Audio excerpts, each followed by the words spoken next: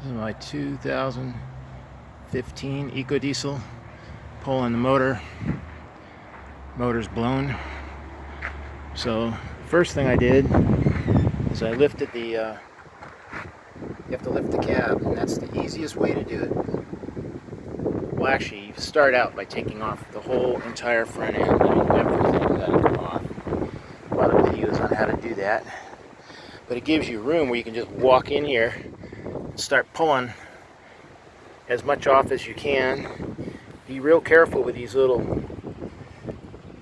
connectors, because they have little clips, and if you do it right, you break one of these. These are all tied to the entire harness. You don't want to break one of these. Be in a world of hurt. Anyway, I got the AC unit off, the alternator, getting ready to start undoing the engine mounts. In here, you want to disconnect your clamp to your exhaust, and then on the turbo, right here,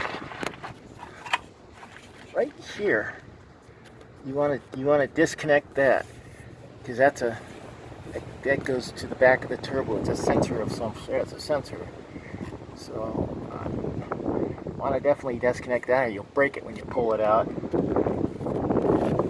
But this is one of those things where I just work on it a couple hours a day so I don't get frustrated. It is a big job.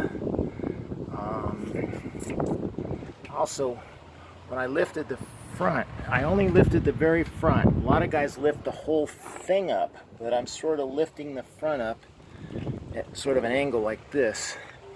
I think it'll work. I'm 5.5 inches up, maybe 6. So I'm going to try to lift it out. A few more things to disconnect, and I'll slowly start pulling this thing out and then start tearing it down, because you can't buy these engines. They're like a 6-month wait. So I'm going to have to end up probably trying to rebuild this one. But when it runs, it's great. We get 32 miles to the gallon. So I'm thinking fix this one. Anyway, this is our video.